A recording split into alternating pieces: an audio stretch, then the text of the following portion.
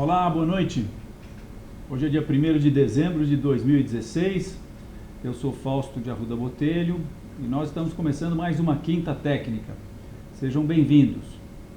Nós, como sempre, vamos analisar os mercados do Brasil e do exterior, começando pelo índice Bovespa. Então, vamos lá. Nessa semana,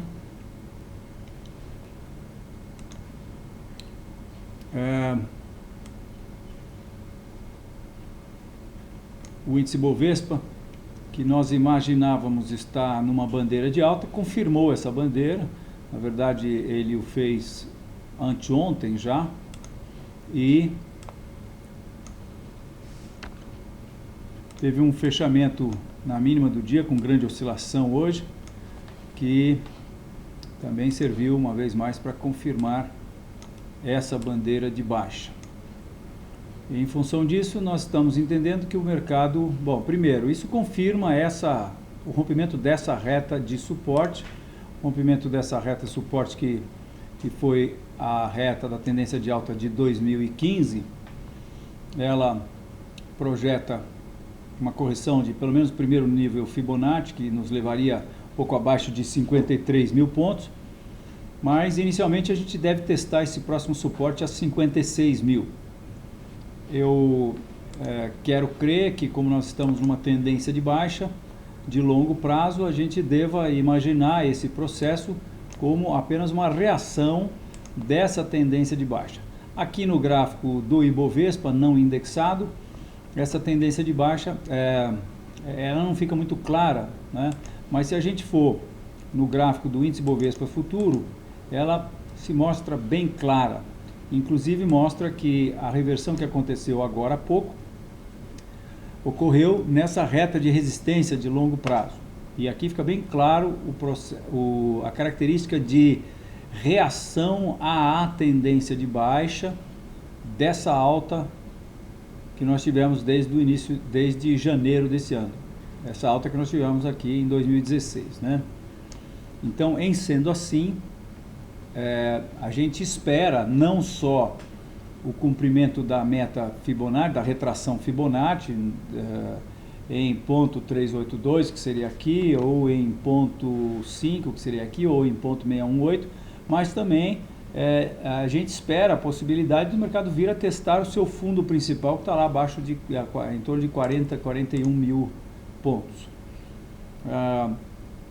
Esse é o gráfico do índice Bovespa futuro feito pela Enfoque. Ele não coincide com gráficos de índice Bovespa futuro de outras fontes que não sejam a Enfoque, e porque esse gráfico é artesanal, ele é ajustado a cada 2 meses, não é um fator específico que ajusta, é um fator que nós determinamos, e o fator depende do dia em que você faz a transação de um mês para o outro, quando vence um mês, não é? Então, nesse gráfico da Enfoque, a gente vê que o fundo do poço é bem mais embaixo do que o nível que o mercado atingiu, aí próximo dos 40 mil pontos. O fundo do poço aqui no mercado, nesse gráfico de índice futuro, que vem desde 1990, é em torno de 35 mil pontos. Foi aonde o mercado chegou em 1992 e onde ele chegou em 2002 aqui. Muito bem. Então, nós estamos baixistas no curto, médio e longo prazo no Ibovespa. Eu quero aproveitar também e mostrar o Ibovespa em dólar. Faz um tempinho que a gente não vê. Aonde a gente também percebe com mais clareza essa tendência de baixa de longo prazo. Esse é o gráfico do índice Bovespa que nós fazemos desde 1963, não, que nós construímos e que se inicia em 1963, né? Nós queríamos que você aproveitasse esse gráfico, porque nós tivemos bastante trabalho em elaborar, em pesquisar e buscar essas cotações que vão de 1968 até 1965. Para você ter uma ideia, nós, a uma certa altura, descobrimos que não existiam essas cotações em papel impresso e muito menos uma planilha eletrônica ou num banco de dados. Então nós nos dispusemos, porque essas cotações eram as cotações do índice IBV da Bolsa do Rio. Naquela época, em 1960, nos anos 60, o Rio é quem tinha a liquidez do mercado de ações brasileiro. E o Rio começou a publicar um índice de ações em 1963. Foi somente no episódio Nas Ginarras que nós trouxemos a liquidez para São Paulo. Quer dizer, São Paulo roubou a liquidez do Rio de Janeiro. E foi apenas em 1968 que o Ibovespa foi criado pelo meu dileto amigo, que Deus o tenha, que eu homenageio aqui, já falei algumas vezes dele, Hélio de Paula Leite, que era superintendente da Bovespa, e criou o índice Bovespa. Na verdade, ele fez algo parecido com o que existia no Rio, e então, em janeiro de 1968, inicia-se o índice Bovespa valendo 100 pontos. E, portanto, o índice Bovespa começa em 1968. Acontece que em 1968 era, como vocês podem notar aqui no gráfico, já meio caminho andado eu vou até me dar o trabalho de mudar isso aqui para 1968 para vocês verem que tipo de gráfico nós tínhamos naquela época. Nós tínhamos esse gráfico, isso é o que existia. Tendo esse gráfico, nós não tínhamos essa reta de suporte aqui. Essa reta não poderia ter sido traçada, na verdade. E se ela não poderia ter sido traçada, essa reta de resistência também não poderia ter sido traçada. Então eu, como analista técnico, olhava esse gráfico e falava, puxa vida, que pena que eu não posso ter o fundo anterior a 1971, que foi um topo muitíssimo importante, porque após 71 o mercado caiu 12 anos, de 71 a 83. Então, em função disso, eu sempre pensava nesse assunto, e uma vez conversando com um amigo da CVM, quando eu tinha ido ao Rio de Janeiro fazer uma palestra na CVM, ele me lembrou que a Bolsa do Rio tinha o índice, que o índice começava antes do índice Bovespa. Então, nessa mesma visita ao Rio, eu fui na Avenida Rio Branco, na Biblioteca Nacional, um prédio lindo lá na Avenida Rio Branco, no Rio de Janeiro, e solicitei um microfilme a uma atendente que mostrasse os jornais do DCI, que é o Diário do Comércio e Indústria, de 1967.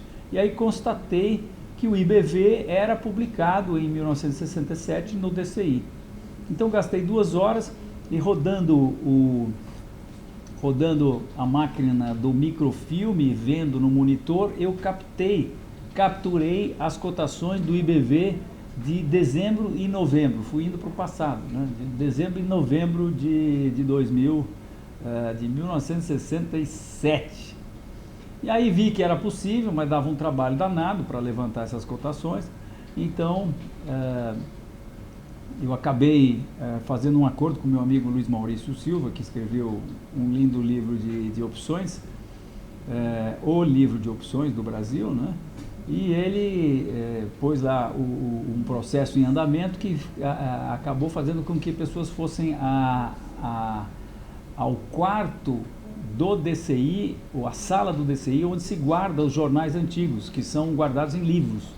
Hoje em dia deve estar tudo digitalizado, mas naquela época a gente teve que abrir cada livro de jornal e ir lá na cotação e buscar a cotação. Com isso pegamos a cotação de 1968 até 1963.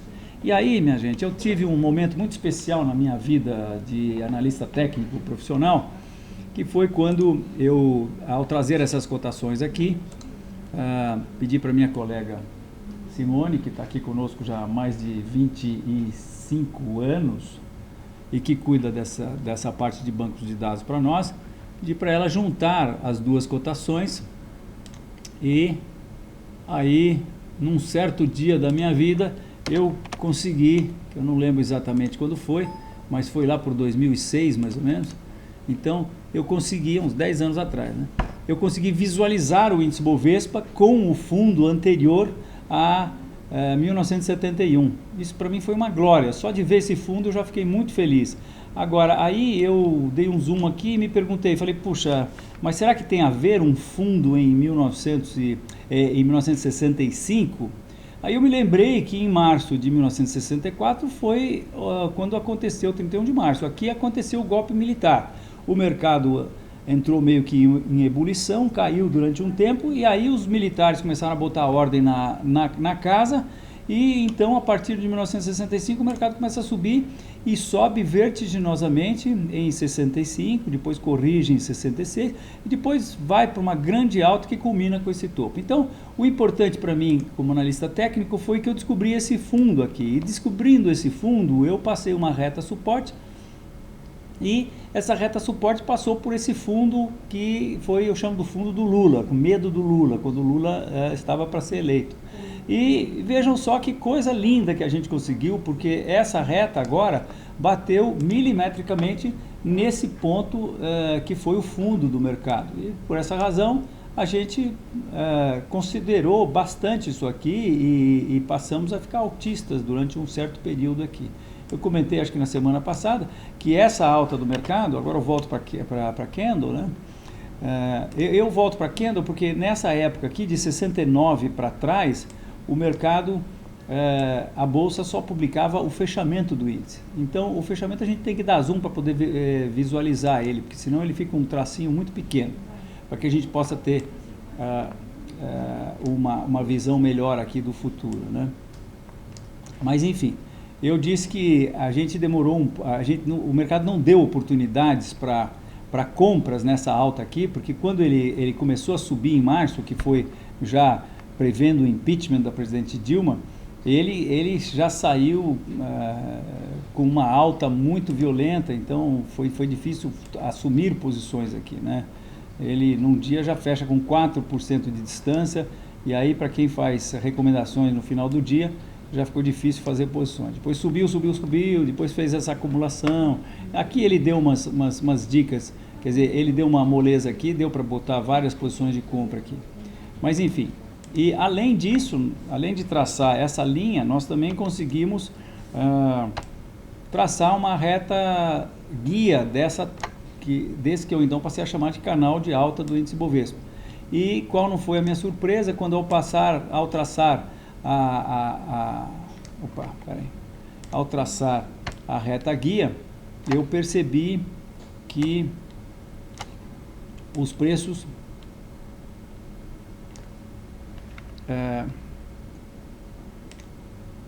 estou tomando um baile aqui, mas eu já me acerto. Então eu percebi que os preços passavam, quer dizer, que a reta paralela a essa reta suporte passava por dois dos topos que o mercado já havia feito. Como eu disse, nós estamos aqui em torno de 2006, por aqui, quando esse gráfico foi confeccionado, né? E hoje a gente tem essa beleza de gráfico aí. Eu até queria dizer a vocês, até com bastante satisfação e com muito orgulho, que nós ontem assinamos um contrato com a Bovespa BMF, em que nós vamos juntos publicar e distribuir no mercado para as corretoras, os nossos clientes da Enfoque, o pôster do índice Bovespa, que é esse gráfico e que contém todos os eventos que aconteceram nesse período. Então, nós vamos estar também disponibilizando esse gráfico à venda no nosso site, que é o site da Market Posters. Então, o pôster, para quem não conhece, é esse cara aqui. É esse pôster aqui, e se você olhar de perto, você vai perceber que ele tem todos os eventos que aconteceram no período. Aqui embaixo a gente tem uma faixa com os presidentes do Brasil e também uma faixa com os nossos dinheirinhos, além de uma faixa aqui em cima que mostra a variação do PIB em cada ano específico, né? Então, foi muito interessante a gente ter conseguido buscar essas cotações do índice Bovespa. E em função disso, eu hoje tenho condições de mostrar a vocês também essa situação em que eu disse que nós estamos vendo, nós verificamos que no índice Bovespa, estou mostrando aqui para vocês o ciclo, né, que eu chamo de ciclo do presidente Lula, que começa no presidente Lula e, enfim, eu entendo que esse foi um processo impulsivo, né, uma onda de impulsão, e nós estamos agora na onda corretiva. A questão é saber se isso aqui terminou e se nós estamos começando uma nova tendência de alta ou se não. Tecnicamente, a gente visualiza os preços, e aqui esse gráfico, acho que eu esqueci de comentar, mas ele é indexado em dólar, né? Porque a gente precisa tirar a inflação desse gráfico, porque se a gente não tirar a inflação desse gráfico, ele fica um gráfico... aqui, o gráfico que eu analiso toda semana é sem inflação, mas se a gente pegar esse gráfico e puser ele começando desde 1963, ele fica essa gracinha aqui. 93 não, 1963, ele fica...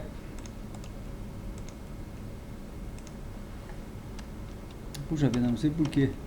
63.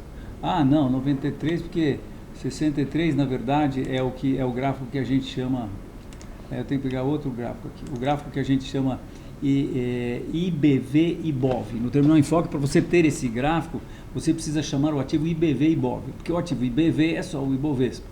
E o IBV-IBOV é a soma do IBV do Rio com o IBOV, né? Mas se a gente, então, parâmetros tirar, não indexar, aí sim fica essa gracinha aqui que mostra um negócio completamente distorcido pela inflação que aconteceu, que nos acometeu a partir dos anos 80 e que durou até 1994 com o plano real, né? E aí eu indexo de novo, inflaciono no passado usando o dólar, e aí sim a gente volta a ter essa curva aqui que é inteligível, né? Sem inflação. O dólar nesse caso serve apenas para que a gente possa descontar a inflação. Ah, mas o dólar tem inflação também. Acontece que a inflação no dólar é insignificante quando comparada à nossa inflação. O dólar em 100 anos teve uma inflação de em torno de 2.300%, enquanto que no Brasil, num período muito menor do que esse, nós tivemos inflação de 4.000%. Não dá nem para falar, os números são tão grandes que... Então, quando a gente usa o dólar, a gente consegue extirpar muito bem a inflação. E, de quebra, a gente ganha um gráfico que pode ser comparado com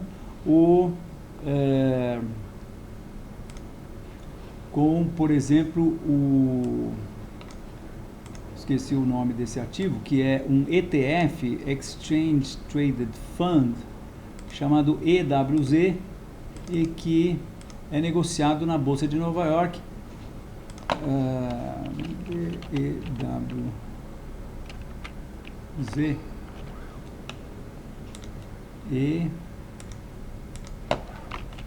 EWZ que é um ETF negociado na Bolsa de Nova York. E esse ETF, que é um fundo de ações, ele é na verdade um fundo de ações brasileiras que imita o índice Bovespa. Então, ele é muito negociado na Bolsa de Nova York, e a gente vê uma figura muito parecida com o que a gente está vendo aqui agora, né? No índice Bovespa indexado em dólar. Então, voltando aqui para esse gráfico, a gente vê que ele também está com uma tendência de baixa e acabou também de romper sua reta suporte de longo prazo, médio longo prazo, né? Porque longo prazo a gente define como aproximadamente um ano, né? Então isso aqui teria uma reta aqui que foi rompida e é isso aí. Muito bem. Vamos ver o que o S&P e o Dow Jones estão fazendo. Semana passada eu disse a vocês que o S&P estava testando o topo. Na verdade ele tinha rompido o topo, né? Nós estamos vendo a cotação na semana passada, em função do feriado de Thanksgiving da quinta-feira, nós então vimos a cotação de quarta-feira. Quarta-feira, que foi dia 23, dia 24 foi quinta-feira, e aí a gente passa dia 25, que foi sexta-feira. Então, dia 24, ó, o mercado estava rompendo o topo. E nós dizíamos que ele estava rompendo, entretanto, ele estava com uma formação que tinha características de deriva, que indica perda de força do movimento anterior, né? A deriva foi mostrada aqui e ele acabou confirmando isso, e muito mais do que isso, minha gente, o S&P nos deu hoje a indicação que eu considero, e já falei isso muitas vezes aqui, mas eu considero essa como sendo a mais importante indicação técnica, em que o americano chama de bull trap. O bull trap é uma situação, ou armadilha para os comprados, é uma situação em que o mercado rompe um nível de resistência e desrompe esse nível de resistência. Vejam, para que se rompa um nível de resistência, e o que é um nível de resistência? Olha, é um lugar onde entram ordens de venda, pela própria definição. Nível de resistência é um nível que resiste a compras, né? Enquanto que um nível de suporte é um nível que suporta vendas. Por quê? Porque existe ordens de compra que acabam eventualmente fazendo que o preço reverta. O nível de resistência tem ordens de venda. Agora, acima de um nível de resistência tem as ordens de stop das pessoas que estão com posições de venda. E as pessoas que estão com posições de venda, quando a gente olha o S&P, a gente sabe que as posições de venda delas estavam por aqui, né? Por quê? Porque o mercado não tinha ido acima desse nível ainda. Mas enfim, para que se rompa um nível de resistência desse, é preciso que a pressão de compra chegue no nível de resistência, elimine todas as ordens de venda, ou seja, gasta-se muita energia para romper um nível de resistência, porque para anular ordens de venda você tem que colocar ordens de compra. Essas ordens de compra são gastas por um monte de ordens de venda que estão esperando aqui no nível de resistência. Muito bem, entretanto, a pressão de compra se mostra mais forte do que é a pressão de venda dessa resistência. E aí os preços rompem esse nível. Quando eles rompem esse nível, eles devem tocar ordens de stop, que deveriam estar colocadas aqui. Então vejam, rompido um nível de resistência, a gente junta a fome com a vontade de comer, porque você não tem mais as ordens de venda que estão abaixo do nível de resistência e passa a contar com um monte de ordens de compra, que são as ordens de compra em stop. E isso não precisa dizer o que acontece, o mercado sobe rapidamente, o americano até tem um termo para isso, chama-se rally, e aí depois ele entra no processo de realização de lucro. Assim caminham os mercados. Quando, entretanto, um nível de resistência, agora que nível de resistência? Porque, veja, existem níveis de resistência e níveis de resistência. Quanto mais importante for um nível de resistência, mais importante será essa indicação de bull trap. Por quê? Quanto mais importante o nível de resistência, mais stops devem estar em cima desse nível de resistência. Nós estamos falando aqui da mãe de todas as resistências. Nós estamos falando do nível histórico mais alto do mercado do S&P, que já foi testado 1, 2, 3 vezes, já produziu um outro bull trap no passado, e agora está nos produzindo um outro bull trap. Quer dizer, essa resistência era muito importante, o mercado rompeu essa resistência, não achou, rompeu na sexta-feira passada, logo após o Thanksgiving, não achou ordens de venda, ordens de stop, de compra lá, perdão. Por que não achou? Porque os Jorge Soros da vida não estão preocupados em colocar ordens de stop nas suas posições de venda. Eles estão vendidos e se o mercado subir, eles vão vender mais. É isso que esse troço está mostrando para a gente. E isso é encrenca brava para o exército dos comprados. Porque para romper a resistência, eles gastam uma energia enorme. Se eles não acham um gás aqui, uma oxigenação aqui, não tem como segurar isso. E aí o mercado, então, acaba voltando e caindo. E essa é a mais importante indicação técnica. E eu já acho isso faz mais de 20 anos. E, portanto, quando eu acompanho os gráficos, quando eu vejo um bull trap, eu não penso duas vezes. Logicamente, precisa ser um bull trap numa resistência que preste. Uma resistência importante. Agora, bull trap em resistência importante, eu não titubeio. é posição colocada, não tem nem o que pensar, porque, como eu disse, é o que eu considero a mais importante, a mais confiável indicação técnica. E nós acabamos de ter, hoje, confirmando hoje, um novo bull trap no S&P. Isso me leva a crer que o mercado vai começar a cair, e ele tem chance de cair muito. Por que ele tem chance de cair muito? Porque, vejam,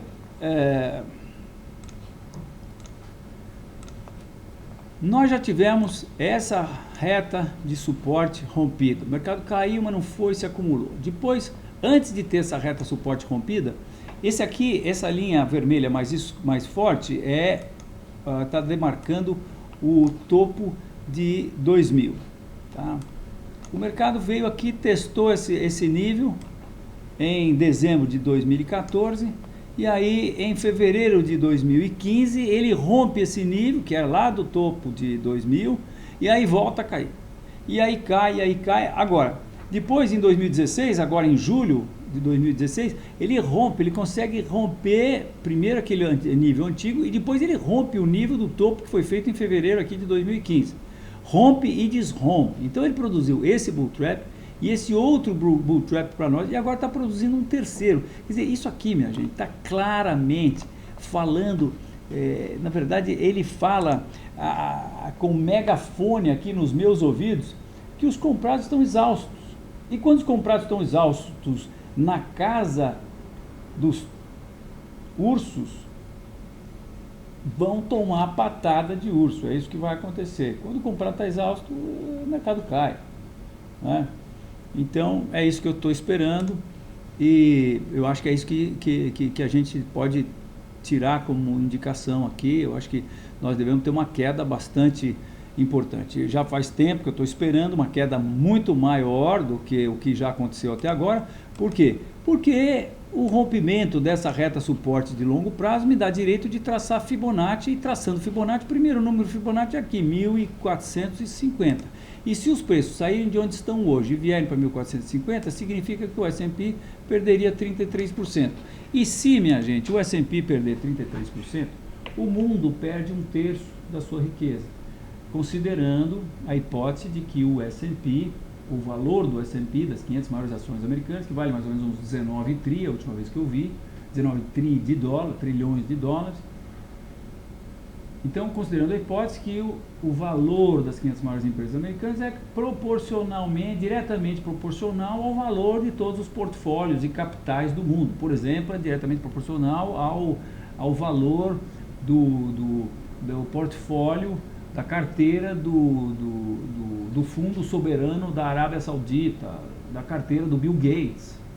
Caiu 30% o S&P, com certeza o Bill Gates vai ficar 30% menos rico, né? Não dá para dizer mais pobre. Tá certo.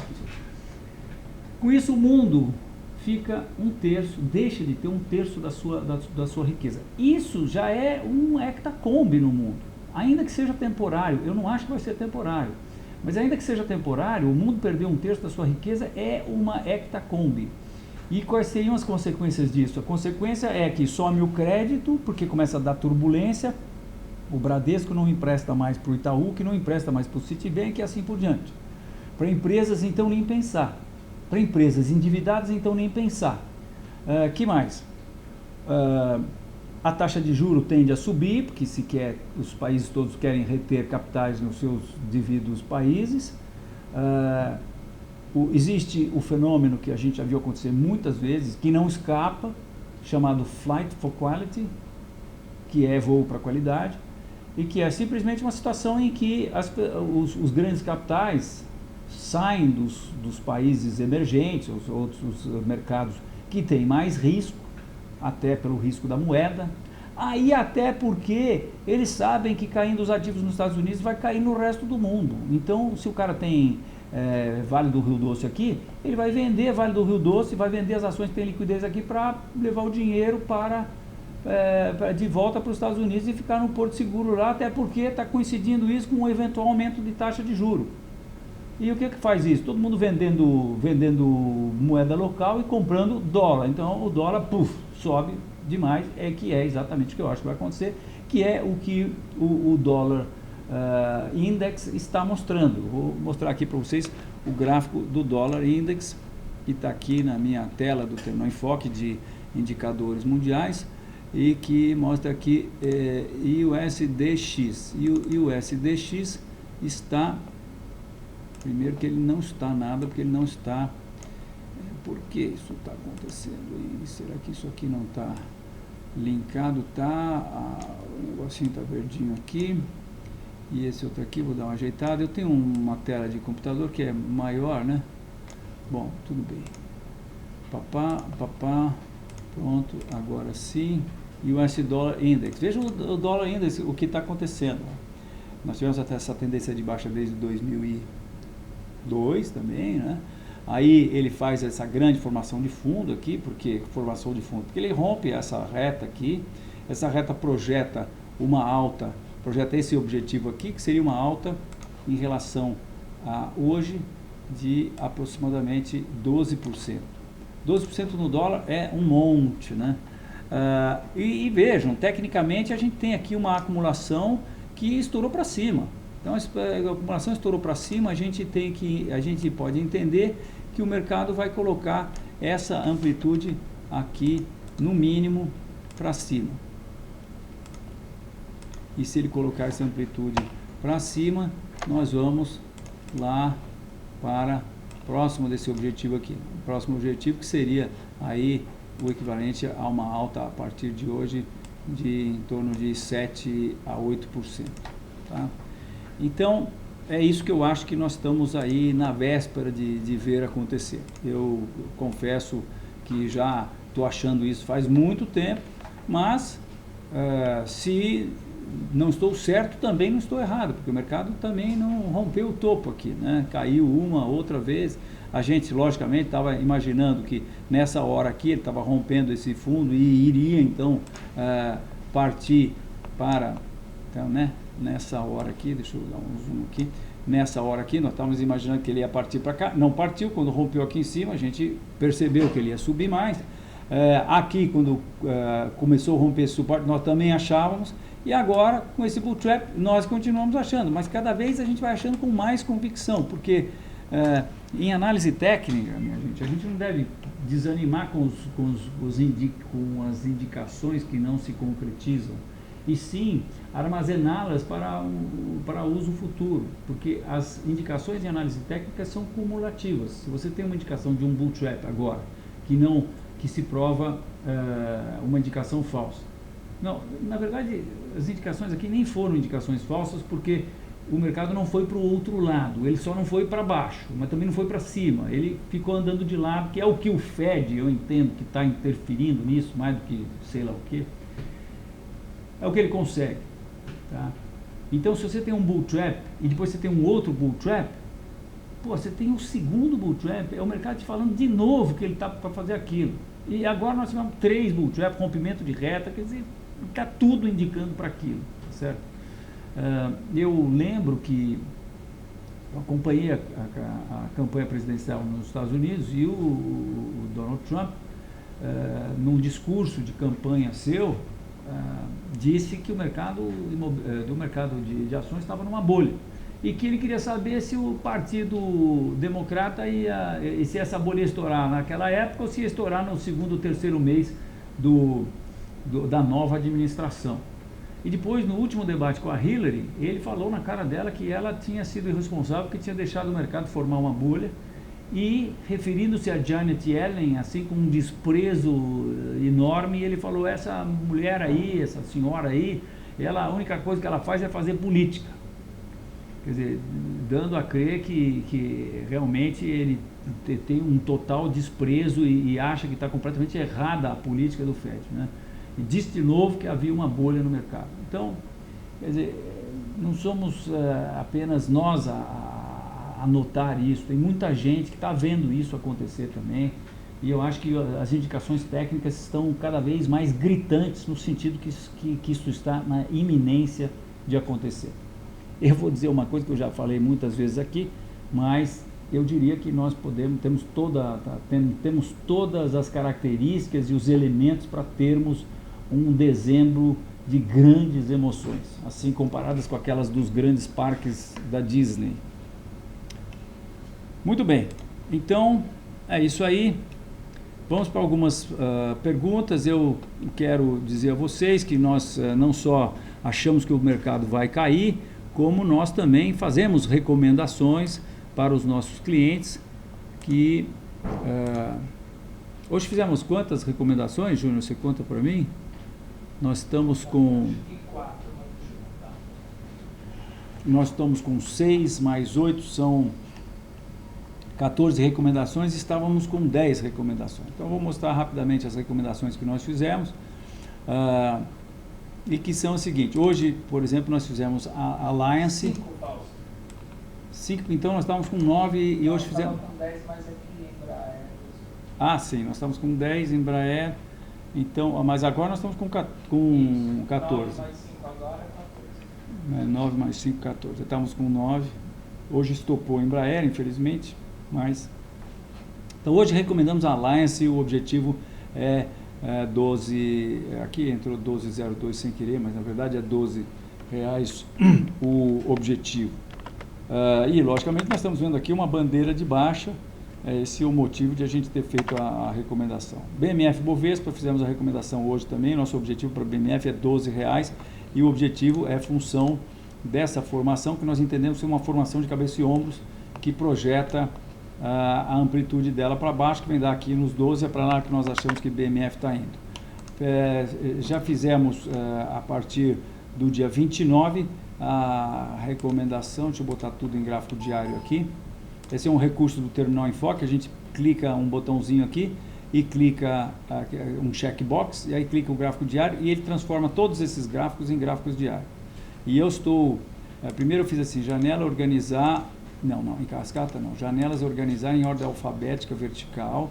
Ele ordena em ordem alfabética por título, não por código, porque a gente sabe Alliance, mas você não necessariamente sabe o código de Alliance, né? E aí a gente vai de Alt Tab e você vai mudando de uma para outra. E quando eu faço isso com o gráfico maximizado, eu vou mudando de uma para outra, tá? Então, BR Malls a gente está recomendado desde o dia 29, o mercado estava 10,63, hoje começou a cair, ele escapou dessa bandeira de baixo, nosso objetivo é 8,80.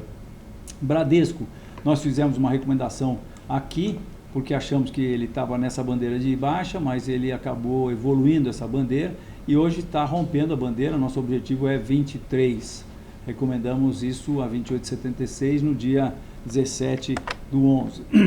Nós também recomendamos CEMIG no dia 24, quando o mercado estava a 8,15, e hoje os preços estão a 6, o objetivo é 6,40, está indo bem essa posição. E eu vou mudar para o intraday aqui para mostrar a vocês que não conhecem o nosso sistema de recomendações, como é que a gente funciona. A gente não só manda a recomendação, como depois a gente manda recomendação de mudança de stop. Se a gente ver aqui ferramentas, por exemplo, essa recomendação aqui foi feita, vamos ver essa última aqui, que foi feita ontem, dia 30, né, de CEMIG. Então, se a gente ver aqui, ferramentas, a gente tem aqui o histórico de todos os alertas, e se eu pusesse CEMIG 3, CEMIG 4, né? Tá aqui, ó, novo stop, nova resistência. Então a gente manda uma recomendação assim, um alerta assim, que tem o stop antigo e o stop novo. E aí o nosso cliente pode clicar aqui, se ele clicar aqui ele vai ver o gráfico, monta-se no terminal enfoque dele um gráfico que tem aonde nós fizemos a recomendação, qual foi o primeiro stop, o segundo e assim por diante, tá? E o objetivo, e aí ele dá OK, e aí ele vai para o controle de ordens para então fazer a mudança de stop. Nós estamos agora terminando aqui na Enfoque um novo recurso em que nós vamos estar fazendo recomendações de estratégias, na verdade. Estratégias que vão conter ordens de start, stop, que é a ordem para iniciar uma posição, ordem de stop e ordem de stop gain. E isso vai estar totalmente automatizado, de maneira que o nosso usuário, o cliente que recebe as nossas recomendações, quando receber uma solicitação de mudança de stop, ele vai dar ok e o software vai fazer isso automaticamente para ele. Todos os tipos de recomendação que a gente faz. Quando for para liquidar, por exemplo, recomendação para liquidar uma posição que está em aberto, ele dá o aceite e o software, na verdade, não liquida, mas já abre a boleta pronta, preenchida, para que ele dê o ok e seja liquidada a sua posição. A gente trabalha aqui bastante para facilitar a vida o máximo dos nossos usuários, tá? E sempre fazendo com que o nosso software continue simples como ele é. Eu tenho bastante orgulho de ter participado da criação do primeiro gráfico em tempo real no Brasil. Isso aconteceu quando nós éramos ainda sócios da Broadcast. A Broadcast é hoje da Agência Estado, mas ela é uma empresa que eu tive a honra de ser sócio fundador e fui também, junto com o meu irmão, possuidor de 50% das ações da Broadcast. E nós fizemos isso em 1988, foi um trabalho magnífico. Então a gente tem uma boa experiência aqui e se você não conhece o Terminal Enfoque, conheça, porque ele é um terminal muito legal. A gente tem, em termos de gráfico, de layout, a gente tem uma facilidade muito grande. Eu até uma vez recebi uma carta de um cliente me pedindo encarecidamente que eu não deixasse o Terminal Enfoque ficar complicado, dizendo que os nossos concorrentes são muito complicados, muito difíceis de serem manuseados. E o Terminal Enfoque é super simples, embora muito poderoso também. Tem todas as técnicas e recursos de análise técnica você encontra dentro do Terminal Enfoque. Ligue para a gente aqui, teste o Terminal Enfoque. Mas enfim, então voltando aqui às nossas recomendações, nós estamos também com a recomendação em CEMIG que eu já mostrei para vocês, né? Mostrei aqui os stops. O objetivo, volto para o gráfico diário, o objetivo de CEMIG é 6,50. A recomendação foi em função de uma formação de acumulação que estava acontecendo num topo duplo que, por sua vez, ocorria aqui no antigo suporte. Então nós entendemos isso aqui foi um pullback e daí no topo formou-se essa formação que entendemos é um topo duplo, projeta aqui, o objetivo é 6,50 de CEMIG. Copel recomendamos hoje, o objetivo é 23, estamos vendo uma bandeira de baixa rompida, o stop foi acima da segunda resistência no intraday, não foi acima da bandeira, porque senão ele ficaria muito longe, né? O mercado estava mais ou menos aqui, nós temos que pôr esse stop a mais de 10%. Então nós pusemos o stop acima da segunda resistência no intraday de 15 minutos e estamos esperando aí buscar uma recompensa com uma queda para os 23 reais. Estamos recomendados em Cyrela, que fizemos hoje a recomendação. O objetivo é 7,40. Nós estamos entendendo, essa operação foi um pouco arrojada, porque isso aqui não está assim totalmente definido, mas nós entendemos que a chance de que nós teríamos de entrar na posição seria agora, porque a gente consegue colocar um stop acima da bandeira e a 5% de distância. Esperando amanhã, eventualmente, se o mercado rompe essa bandeira, aí o stop já teria que estar a 10% de distância e aí já se torna completamente inviável, né? Como o mercado fez o que nós entendemos ser uma formação de topo, no teste dessa reta de resistência de longo prazo, essa reta de tendência de baixa aqui, então nós fizemos essa recomendação e, como eu disse, o objetivo é 7,40 para Cyrela. Equatorial recomendamos hoje também, não fechou muito nos trinques, mas a gente está com stop próximo aí, arriscando 4,4%.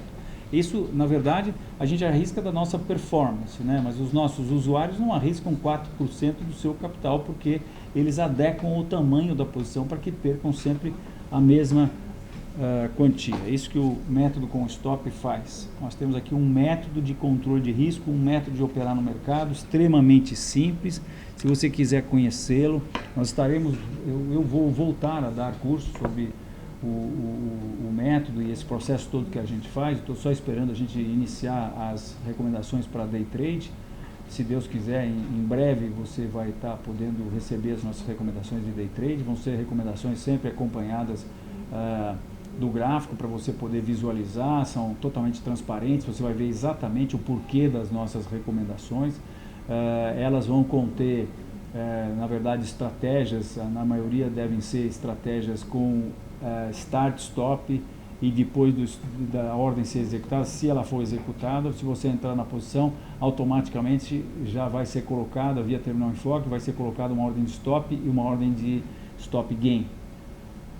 E, enfim, vamos ver se em breve a gente vai estar podendo falar isso de novo, né? Mas eu estava justamente esperando essa nova fase para começar de novo dar cursos sobre o nosso método de operar, que é muito simples. A gente opera com as chances a favor e com controle de risco. A gente opera com as chances a favor com análise, e se você não tem análise, você pode usar a nossa. Opera com as chances a favor pegando posições cujo potencial de lucro-prejuízo é sempre maior do que 2,5. Então, o potencial de lucro dividido pelo potencial de prejuízo, quer dizer, vou comprar aqui, o objetivo onde está aqui. Então, esse segmento dividido por onde está o stop, está aqui. Então, potencial de lucro, até o mercado ir até o objetivo. Potencial de prejuízo, o mercado vira ao stop. Potencial de lucro dividido pelo potencial de prejuízo tem que ser no mínimo 2,5. Com isso, você traz muitas chances a seu favor. Você deixa de ser o usuário do cassino e passa a ser a banca do cassino. É assim que a gente gosta de operar, com as chances a nosso favor, que somos nós que definimos as regras. Se é você que define as regras, você vai querer ser o jogador ou você vai querer ser a banca. Você pode ser a banca. Ligue pra gente aqui que eu ensino você como é que faz para ser a banca. Finalmente você traz as chances a seu favor usando um método que pode ser o nosso, que é extremamente simples, composto de algumas poucas regras, mas é um método sólido de administração dos stops. Então você comprou nesse nível, está com stop aqui. Eventualmente, se o mercado vai a seu favor, você pode ir melhorando o seu stop. Até o momento que você passa o stop para cima do seu preço de compra, e nesse momento, a partir daí, você não perde mais, teoricamente. Porque, logicamente, se der um gap de 20% de baixa, foi tudo, embaralha tudo, começa tudo de novo, que deu errado, né? Mas, felizmente, não existem gaps de 20% a qualquer instante. É um por década, né? Mas enfim, então você vai mudando o stop e a gente tem uma metodologia para fazer isso. Então esse é o método, isso está incorporado dentro do terminal enfoque também. Veja, vá atrás, essa é a maneira de você se manter vivo no mercado, tá? Muito bem, então equatorial já falei, objetivo é 43, nós estamos vendo aqui também, recomendamos hoje, estamos vendo uma bandeira de baixa, acontecendo no topo histórico, que nós entendemos ser um topo duplo. Não está confirmado esse topo duplo ainda, mas como nós tivemos uma bandeira imediatamente acima do suporte, do que nós entendemos ser essa acumulação aqui, nós entendemos que isso aqui vai romper para baixo por causa dessa bandeira de baixo. Em rompendo para baixo, esse cara vem no mínimo testar a reta suporte de longo prazo.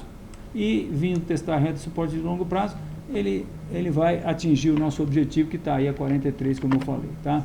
Estamos recomendados em Itaúsa já faz algum tempo, desde o dia 30, recomendamos quando o mercado estava 8,76, o objetivo é 7,80, mas esse é um candidato a nós mantermos a posição em aberto quando chegar aqui, porque na verdade eu acho que o potencial de baixa é muito maior. Vejam onde o mercado está, já rompeu essa reta aqui, Fibonacci é a quilômetros, anos-luz de distância desse ponto. Primeiro nível Fibonacci, para vocês terem uma ideia, é 1,40.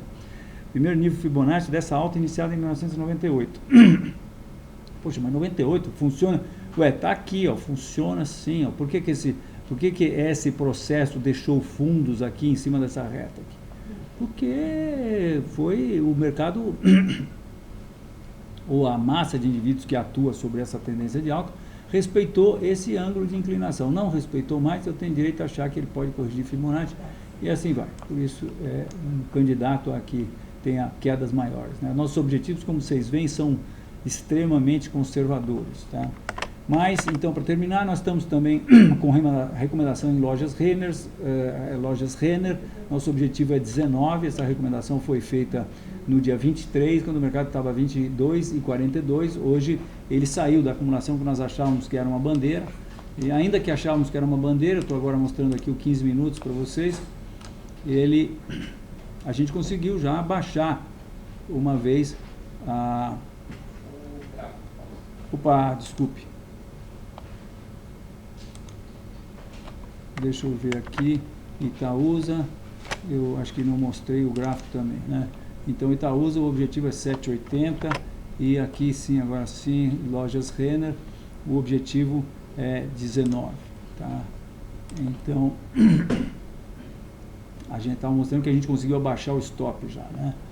Mas essa acumulação provou ser uma acumulação de continuação, a recomendação foi feita em cima dessa hipótese e está se mostrando correta, o mercado rompeu esse fundo aqui, deve atingir os 19, o 19 é um nível de suporte importante, então essa é uma candidata a que a gente realize, que a gente liquide quando os preços chegarem no objetivo, que é outra estratégia que a gente faz ou não, dependendo do caso. Se o objetivo está num nível de suporte importante, no caso de uma venda, a gente vai tender a liquidar a posição ou apertar muito o stop. Agora, se o objetivo está num nível normal e o mercado chega e fura esse objetivo e passa, a gente não tem necessariamente que liquidar. Então, eventualmente, a gente aperta o stop e muitas vezes você acaba botando o stop num nível melhor do que o nível que era o objetivo. E aí você está ganhando mais do que o objetivo e mantendo a posição em aberta ainda, por que não, né?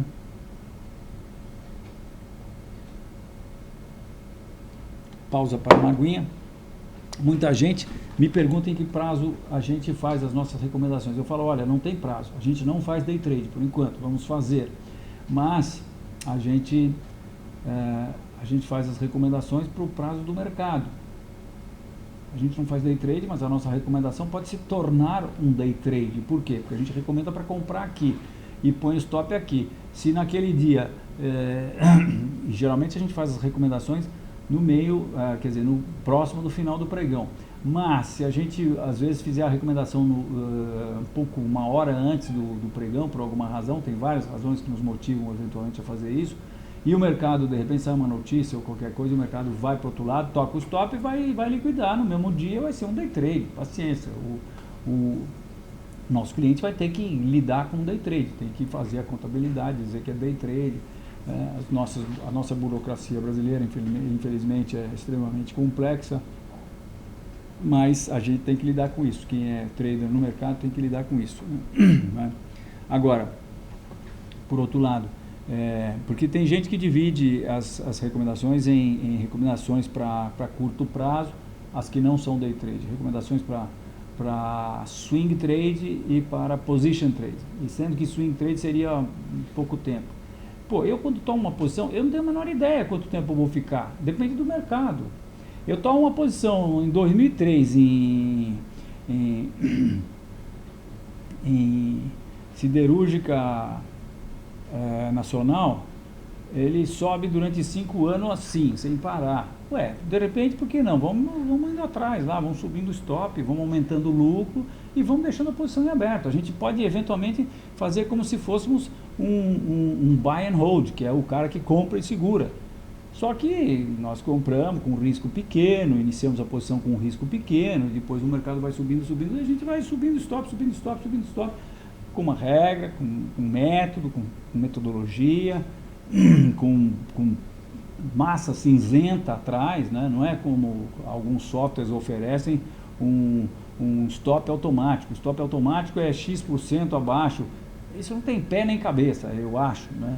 Alguma coisa deve ter pé e cabeça, mas a grande maioria, no meu entender, desse processo de liquidação automática não tem pé nem cabeça. Quer dizer, o stop tem que ser colocado embaixo de um nível de suporte. Então a gente... E essa, minha gente, é a coisa mais deliciosa que existe, mais gostosa de fazer quando você tem uma posição. Você vai lá, analisa a posição e vê se o mercado deixou uma acumulação aqui, posição de compra, por exemplo. Você vê lá se o mercado deixou uma acumulação aqui, que dá para você tirar o stop daqui e botar com segurança abaixo dessa acumulação. Com segurança significa que se o mercado cair, ele não deve cair mais do que o suporte dessa acumulação. Se cair mais, tocou o seu stop, tchau. Né? Mas se for para ele dar só uma corcoveada aqui para depois voltar a subir, é aqui que ele segura. No nosso caso, a gente usa uma técnica muito simples. A gente põe o stop embaixo do segundo suporte no intraday de 15 minutos. Então, se ele vai cair, ele eventualmente pode romper o primeiro suporte, perde força, para no segundo, não vai tocar o nosso stop. Agora, se romper o primeiro stop, o primeiro suporte e o segundo suporte, nosso stop está ali, que é para justamente, sem perguntar, liquidar nossa posição. Muito bem. E para terminar, ou quase terminar, a gente está com posição também em Marco Polo, a partir do dia 22, quando o mercado estava a 2,74, e o objetivo de Marco Polo está a 2,10, está indo bem, infelizmente, e também com uma posição em Multiplan, objetivo 48, essa posição já foi feita no dia 22, quando o mercado estava a 56,80, objetivo 48. Posição em Tecnisa foi feita dia 25, o mercado estava a 2,16, o objetivo é 1,75. E finalmente, agora sim, estamos com uma posição em VEG.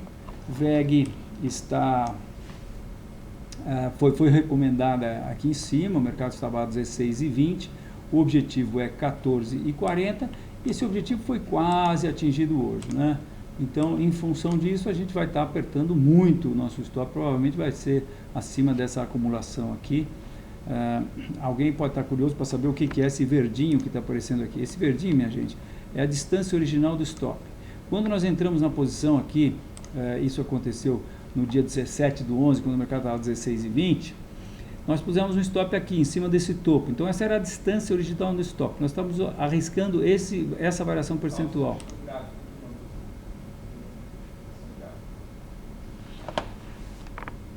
A gente esquece, né, Júnior? Peço desculpas. Então, eu estou aqui mostrando o VEG. Acho que também não mostrei dessa vez. Tecnisa, então Tecnisa está aqui. Foi recomendada dia 25 a 2,16. O objetivo está a 1,75. E VEG está... Aqui eu estou mostrando o gráfico intraday, né? E agora vou voltar para o gráfico diário. Está quase chegando no nosso objetivo, que é 14,40. É isso aí. Essas são as nossas posições em aberto. E agora, se tiver alguma pergunta que foge a esses ativos, Júnior, a gente responde. Pois não. Petróleo. Vamos lá. Petróleo, minha gente. Commodities, petróleo negociado na Bolsa de Nova York, está aqui no terminal FOC, ele é o CLNF7. Isso aqui foi o topo que aconteceu antes do subprime em 2008, isso aqui foi a queda do subprime, essa foi a grande acumulação que ele fez depois. Quando rompeu isso aqui, a gente projetou na época uma queda de 50%, que acabou se concretizando. Eu, na verdade, gosto também de mostrar um gráfico que é mais longo, que é o gráfico do WTI, West Texas Intermediate, que é basicão lá, né?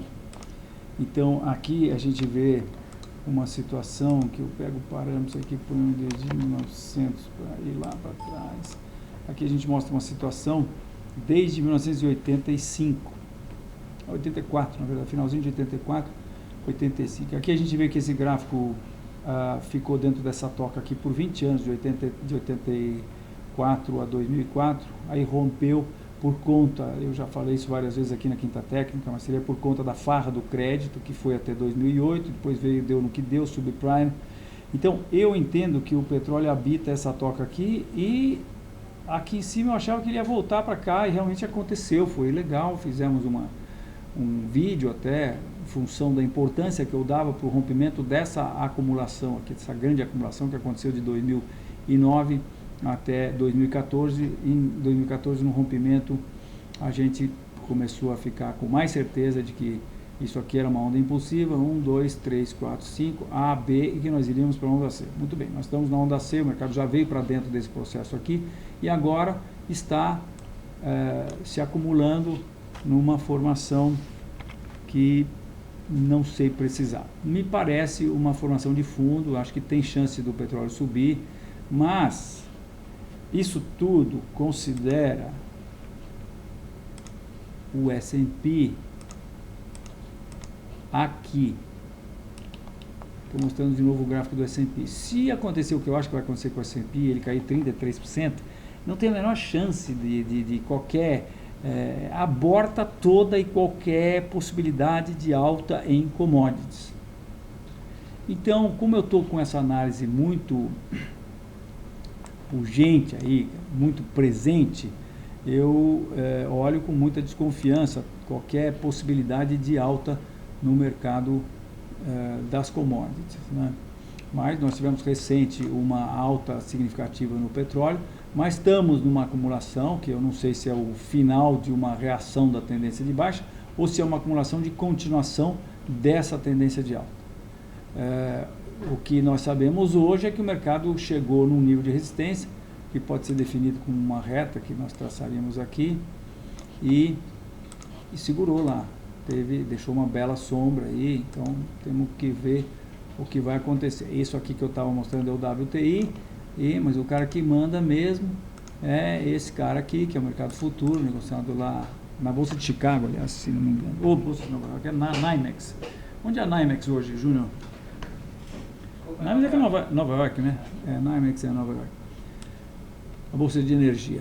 Olhando esse gráfico, a gente percebe aqui uma onda impulsiva de baixa, e este processo aqui pode ser algo que vai dar continuidade a essa alta, ou pode compor algo que que vai acabar dando continuidade a essa baixa aqui. Então tá difícil, pela análise do S&P, o que a gente pode dizer é o seguinte: chegamos num nível de resistência que é dado por essa reta aqui, chegou lá, segurou, e agora temos essa outra reta aqui. O que romper primeiro vai definir a direção do petróleo, tá?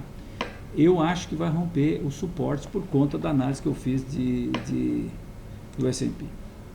Então é isso, minha gente. Muito obrigado pela assistência, pelo prestígio de vocês estarem aqui vendo o nosso vídeo, nosso longo vídeo de análise dos mercados. A gente não só faz análises, mas a gente procura também ser didático e passar um pouco da nossa experiência para você que está aí começando, talvez, ou para você que tem uma visão de análise técnica de outra escola. Você vê a nossa visão de análise técnica. Eu estou aí próximo de completar 40 anos de análise técnica e, logicamente, a gente vai adquirindo uma experiência. São 40 anos de análise técnica, não só como trader, mas explorando a análise técnica, né? Eu comecei com análise técnica em 1977 e em 78 voltei para o Brasil, casei em 78 e sempre trabalhei em várias corretoras até 83, quando eu fundei a Enfoque. Então, desde então, a gente explora a análise técnica. Explorar a análise técnica, por exemplo, em 83 até 90, durante 7 anos, porque em 90, infelizmente, o Plano Collor fechou a nossa revista que a gente tinha de gráficos de preços de ações e commodities, porque o mercado ficou parado 6 meses e a gente sabia que não ia vender uma assinatura e a impressão da revista era caríssima. Se não tivesse assinaturas vendendo, não dava para segurar. Mas assim mesmo a gente tinha já feito a versão eletrônica da Enfoque, justamente porque nós montamos a broadcast, né? E então a gente acabou tendo como sobreviver, né? Então é isso aí, a gente procura transmitir um pouco da nossa experiência que a gente adquiriu por conta justamente desse longo período ter explorado, né? Nesses 7 anos, eu falava para vocês, de 83 a 90, toda semana eu escrevia, não só analisava, como escrevia comentários de 40 ações e mais 15 commodities. Então, essa vivência, também dei 200 cursos de análise técnica, não é modo de falar, é literal. Eu dei aproximadamente 200 cursos de análise técnica. Tem muita gente que foi meu aluno, que está aí hoje participando no mercado. Então, na nossa Quinta Técnica, a gente analisa e procura passar um pouco dos nossos conhecimentos aí. Eu espero que tenha sido muito útil e aguardo você na próxima semana, recomendando que você pegue aí sua poltrona e observe os mercados, que eu acho que tem grandes chances de a gente ter, como eu disse, grandes emoções. Isso aí, até a próxima quinta. Pois não, Júnior? Só avisar que quem contratar o alerta com stop ou terminal em Enfoque agora em dezembro ganhará o pôster. Sim, o Júnior está lembrando, esqueci de dizer que quem contratar terminal em Enfoque ou alertas com stop em dezembro vai está ganhando o pôster que nós vamos estar enviando na segunda